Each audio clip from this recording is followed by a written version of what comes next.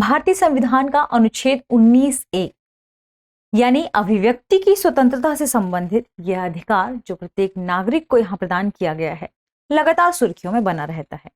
और आज हम इसी पूरे अधिकार से संबंधित वह कौन सा पक्ष था जो मंत्रियों, विधायकों या सांसदों पर यहाँ लागू होता है, इसी के बारे में चर्चा करने वाले हैं। दृष्टि आईएएस के इन डेप्थ प्रोग्राम में एक बार फिर से आपका स्वागत है। मैं हूं गीतांजलि। आज के हमारी चर्चा का विषय होगा मंत्रियों के बोलने की आजादी पर सुप्रीम कोर्ट का बड़ा फैसला। दरअसल सुप्रीम कोर्ट ने अभी हाल ही में मंत्रियों यानी विधायकों और सांसदों की भाषण देने की जो स्वतंत्रता है उसके खिलाफ एक रिट याचिका पर सुनवाई की है और इसमें सुप्रीम कोर्ट ने एक फैसला दिया है, जो फैसला 4-1 के बहुमत से दिया गया है। आज हम इसी फैसले पर, इसी पूरे मुद्दे पर चर्चा करने वाले हैं। तो आइए सबसे पहले देखते हैं कि आज हम किन किन बिंदुओं पर चर्चा करने वाले हैं, यानी आज हमारे चर्चा के बिंदु कौन कौन से होंगे। सबसे पहले देखेंगे हम खबर। यह खबर कहां से ली गई है, यह खबर प्रकाशित क्यों हुई है, यानी इसके सुर्खियों में बने रहने या चर्चा में बने रहने के पीछे क्या कारण है। फिर समझेंगे कि आखिर इस मामले की शुरुआत कब हुई, इस मामले के बारे में पहली बार रिट याचिका कब दायर की गई। तो इसके बाद हम समझेंगे इस मामले के बारे में। फिर जानेंगे कि अभी हाल ही में जो फैसला आया है उसमें बहुमत का फैसला क्या था या बहुमत का निर्णय क्या था। फिर एक और पक्ष है, क्योंकि बहुमत 4-1 से आया है, तो यहाँ यह जो एक मत है जो असहमति दर्शा रहा है इस फैसले के बारे में, उस पक्ष के बारे में भी जानेंगे कि असहमति के पक्ष के बारे में इसमें क्या बातें कही गई हैं। दरअसल ये पूरा जो मुद्दा है यह अभिव्यक्ति की स्वतंत्रता से संबंधित है, जो भारतीय संविधान के अनुच्छेद 19(1) और 19(2) से काफी यहाँ पर विशेष संबंध रखता है। तो आज हम इसी मुद्दे पर चर्चा करने वाले हैं कि भारतीय संविधान का अनुच्छेद 19(1) क्या कहता है और 19(2) क्या कहता है। फिर पूरे सेशन पर आधारित एक प्रश्न होगा जो कि प्रीलिम्स के लेवल पर होगा, जिसका जवाब आपको कमेंट सेक्शन में देना है। आइए सबसे पहले देखते हैं खबर बहुत सारे न्यूज़पेपर्स में प्रकाशित की गई थी। यह खबर हमने द इंडियन एक्सप्रेस से लिया है। इससे चूंकि यह मुद्दा लगातार कई दिनों से चर्चा में बना रहा है, लेकिन सुप्रीम कोर्ट का फैसला जैसे ही कल आया, इसके बाद यह लगातार न्यूज़पेपर और सुर्खियों में बन गया। सुर्खियों में होने की वजह से इस पर यहाँ पर बात करना, चर्चा करना महत्वपूर्ण हो गया है, क्योंकि यूपीएससी में लगातार एमपी, एमएलएज या हम कहें कि राज्य व्यवस्था के तहत चूंकि यह जुड़ा हुआ विषय है, अभिव्यक्ति की स्वतंत्रता से जुड़ा हुआ विषय है, भारतीय संविधान के अनुच्छेद से जुड़ा हुआ विषय है, तो इसे लेकर कभी भी किसी भी पेपर में या तो प्रश्न फ्रेम किया जा सकता है या प्रीलिम्स के लेवल पर भी ऐसा प्रश्न फ्रेम किया जा सकता है। इसलिए यहाँ जरूरी है कि हम इस बारे में चर्चा करें। खबर क्या थी? Supreme court verdict on MPs MLAs right to freedom of speech, what the ruling says. तो सुप्रीम कोर्ट ने अभी इस बारे में क्या कहा है, आखिर फ्रीडम ऑफ स्पीच के बारे में क्या कहा है, इसके बारे में आज हम चर्चा करेंगे। सबसे पहले देखेंगे हम कि यह चर्चा में क्यों आ गया है, यानी इस पूरे मामले को चर्चा में लाने के पीछे क्या वजहें रही हैं। अभी हाल की वजह की बात करें तो सुप्रीम कोर्ट ने अभी हाल ही में इसमें 5 जजों की संविधान पीठ बैठी थी और 5 जजों की संविधान पीठ ने सार्वजनिक पदों पर बैठे जो मंत्री या विधायक हैं उनकी जो भाषण देने की स्वतंत्रता है या उनके बोलने की जो स्वतंत्रता है, अभिव्यक्ति की स्वतंत्रता है, उस पर यहाँ पाबंदी लगाए जाने की बात चल रही थी। इसी विषय पर सुप्रीम कोर्ट ने एक फैसला दिया है और इसी फैसले के बाद यह मुद्दा लगातार चर्चा में बना हुआ है। इसमें कहा गया है कि संवैधानिक मूल्यों के अनुरूप न होने वाली यदि कोई व्यक्ति राय रखता है तो जरूरी नहीं है कि उसकी राय के खिलाफ आप यह कह सकें कि वह संवैधानिक अपकृत्य के तहत उसमें कार्यवाही की जानी चाहिए, क्योंकि हो सकता है हर व्यक्ति की अपनी राय होती है, हर व्यक्ति की अपनी राय यहाँ जरूरी है, लेकिन यहाँ चूंकि कोई सार्वजनिक पद पर बैठा व्यक्ति अपनी राय रखता है या व्यक्ति अपनी अभिव्यक्ति की आजादी का उपयोग करता है, तो उस पर अतिरिक्त पाबंदी यहाँ लगाए जाने की बात यहाँ सुप्रीम कोर्ट ने कही है कि नहीं लगाई जानी चाहिए, यानी अतिरिक्त प्रतिबंध यहाँ नहीं लगाने की बात कही है सुप्रीम कोर्ट ने। अब जानेंगे कि यह पूरा मामला क्या है। यदि इस मामले की शुरुआत की बात करें तो दरअसल यह मामला संबंधित है कौशल किशोर बनाम उत्तर प्रदेश राज्य वर्ष 2016 से। यह मामला क्या था? यह मामला था बुलंदशहर से संबंधित। बुलंदशहर में एक महिला के साथ यहाँ दुष्कर्म किया गया था। इसके बाद यह पूरी घटना लगातार चर्चा में बनी हुई थी। इसी घटना के तहत उस समय उत्तर प्रदेश के जो तत्कालीन राज्य मंत्री थे आजम खान, इन्होंने इस घटना को एक राजनीतिक साजिश कह दिया। जैसे ही इसमें राजनीतिक साजिश शब्द इस्तेमाल किया गया तो कहीं ना कहीं वहां पर बहुत सारे ऐसे लोग थे जिन्होंने कहा चूंकि यह घटना काफी निर्मम थी, काफी बुरी घटना थी, तो इसके बाद लोगों ने इनके खिलाफ, इनके इस पूरे वाक्य के खिलाफ, जिन्होंने जो भी भाषण दिया था, जो भी उन्होंने बोला था, उसके खिलाफ सुप्रीम कोर्ट में एक रिट याचिका दायर की थी कि इस व्यक्ति के खिलाफ आपको कार्रवाई की जानी चाहिए।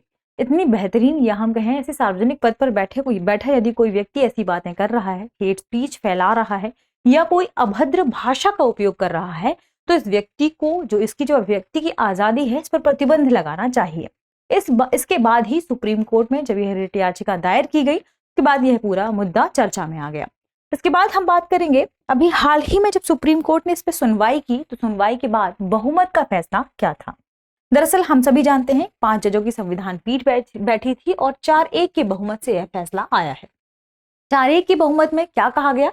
इसमें कहा गया कि संवैधानिक मूल्यों के अनुरूप यदि कोई व्यक्ति राय नहीं रखता है तो जरूरी नहीं है कि आप उस व्यक्ति को दंड दें, या उस व्यक्ति को यहाँ दंडित नहीं किया जा सकता, उस व्यक्ति पर टैक्स आरोपित नहीं किया जा सकता। यह कहीं ना कहीं ऐसा नहीं माना जा सकता कि वह संवैधानिक अपकृत्य के तहत आता है, या संवैधानिक अपकृत्य के तहत उस व्यक्ति पर कार्रवाई नहीं की जा सकती। यहाँ पर जो चार जज थे जिन्होंने इसके समर्थन में बात कही, उन्होंने ये बात कही कि एक मंत्री द्वारा दिया गया बयान उस व्यक्ति के, जो कोई दूसरा व्यक्ति है जिसके अपने मौलिक अधिकार हैं, उसके साथ यदि असंगत नहीं है तो जरूरी नहीं है कि यह संवैधानिक अपकृत्य हो सकता है कोई व्यक्ति, कोई मंत्री, कोई सार्वजनिक पद पर बैठा व्यक्ति कोई बयान दे रहा है तो यह उसका बयान है, यह उसकी असंवेदनशीलता को दर्शाता है। यह दर्शाता है कि वह संविधान की जो नैतिकता है, उसके मूल्य हैं, उनका पालन नहीं कर रहा है, लेकिन इस आधार पर उस व्यक्ति पर संवैधानिक अपकृत्य के तहत कार्रवाई नहीं की जा सकती। उन्होंने इसके साथ यह भी कहा कि यह माना जा सकता है कि संवैधानिक अधिकारों का उल्लंघन नहीं है और इसी आधार पर उस व्यक्ति पर संवैधानिक क्षति या अपकृत्य के तहत कार्रवाई नहीं की जा सकती। इसी फैसले के तहत आगे भी उन्होंने कहा, यानी उन्होंने एक उदाहरण पेश किया। उदाहरण के तहत उन्होंने क्या कहा कि एक मंत्री ने यदि यह बयान दिया कि महिलाएं किसी विशेष व्यवसाय में नियोजित होने की योग्य नहीं है, तो जरूरी तौर पर हम देख भी पा रहे हैं कि यदि महिलाओं के खिलाफ यह बात कह रहा है तो जरूरी तौर पर यह लैंगिक समानता के प्रति उसकी असंवेदनशीलता है। यानी हो सकता है कि उसके दिमाग में यह बात सेट है, या हो सकता है उसके दिमाग में यह बात है, यह स्पष्ट तौर पर दर्शा रहा है कि लैंगिक समानता के खिलाफ है, या उस व्यक्ति या उस खास लिंग के प्रति उसमें संवेदनशीलता नहीं है। लेकिन इसी आधार पर आप यह नहीं कह सकते कि संवैधानिक अपकृत्य के तहत उस व्यक्ति पर कार्रवाई की जाए, और निश्चित तौर पर यह उसकी कम संवैधानिक नैतिकता को भी उजागर करता है।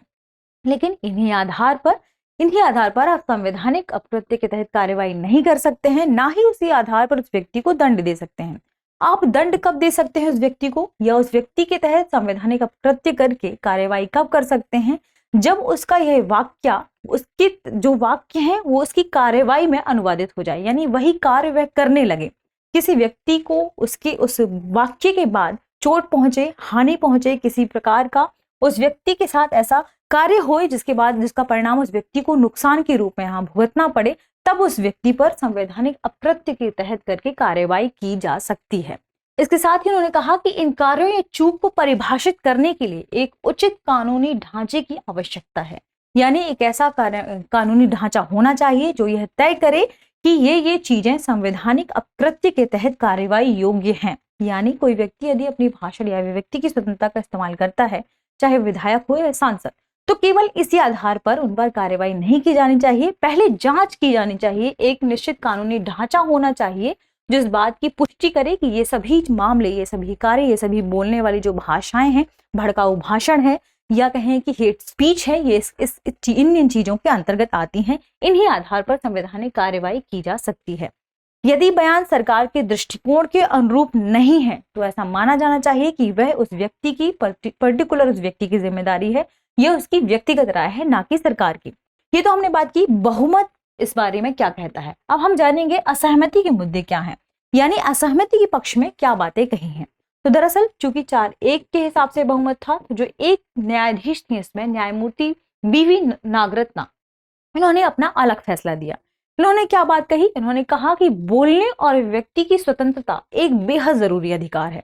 ऐसे में जरूरी है कि सार्वजनिक पद पर यदि कोई व्यक्ति बैठा है तो वह क्या बोल रहा है, इस बात को उसे स्पष्ट तौर पर अपने दिमाग से सोचना चाहिए, क्योंकि कहीं ना कहीं प्रत्येक नागरिक आपकी ही चीजों का अनुसरण करता है। आप प्रत्येक नागरिक तक यह बात पहुंचाते हैं कि आपके शासन में कौन कौन सी चीजें हो रही हैं, शासन के तहत आप क्या क्या कार्यवाहियां करेंगे, ताकि नागरिकों को शासन के बारे में अच्छी तरह से आप सूचित कर सके, शिक्षित कर सकें। तो ऐसे में जरूरी है कि आपकी जो भाषा है वैसी ही शालीन होनी चाहिए, आप वैसे ही शब्दों का प्रयोग करें। यहाँ पर आप अभद्र भाषा का प्रयोग ना करें, क्योंकि अभद्र भाषा या हेट स्पीच समाज में जो हमारी समानता की भावना है, संविधान में समानता, भाईचारे या बंधुत्व की बात जो कही गई है, उसके यह खिलाफ प्रतीत होती है, कहीं ना कहीं उस पर प्रहार प्रतीत होती है।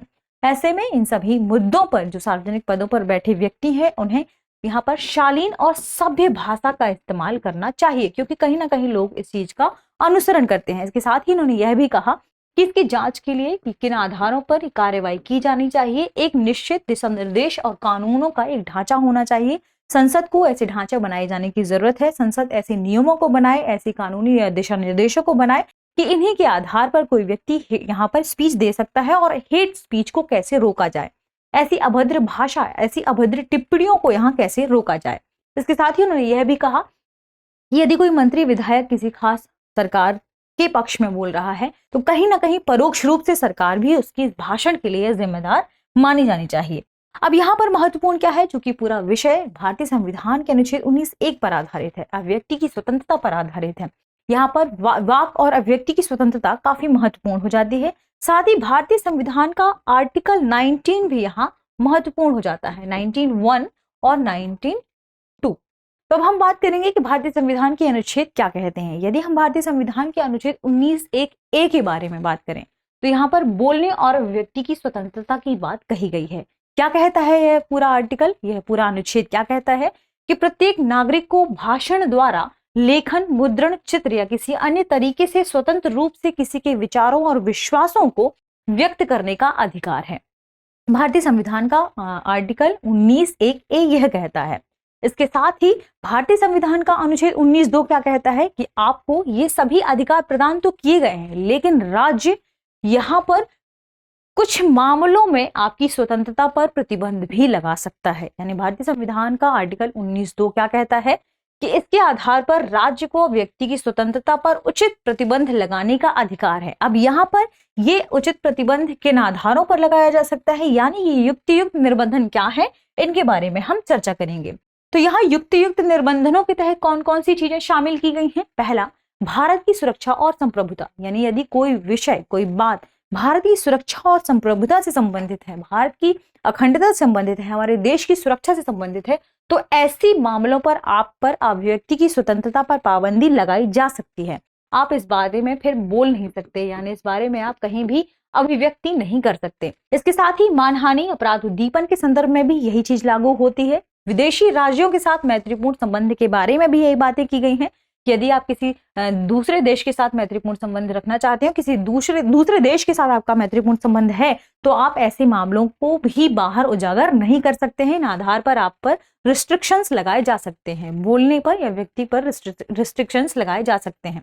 साथ ही इसमें शामिल है सार्वजनिक व्यवस्था, लॉ एंड ऑर्डर को बनाए जाने के संदर्भ में भी यही बात है कि अगर इस पर कोई खतरा होता है तो इस आधार पर आप पर यहाँ रिस्ट्रिक्शंस लगाए जा सकते हैं। शिष्टाचार, सदाचार के संदर्भ में भी यही बात लागू होती है, और ठीक यही बात लागू होती है न्यायालय की अवमानना के संदर्भ में। तो इन सभी मामलों में आप पर यहाँ युक्तियुक्त निर्बंधन लगाए जा सकते हैं। किसमें? यहाँ बोलने यानी अभिव्यक्ति की स्वतंत्रता पर। ये तो हमने देखा पूरे आर्टिकल से संबंधित कौन कौन से महत्वपूर्ण बिंदु थे। आज के सेशन पर आधारित अब हम प्रश्न देखते हैं।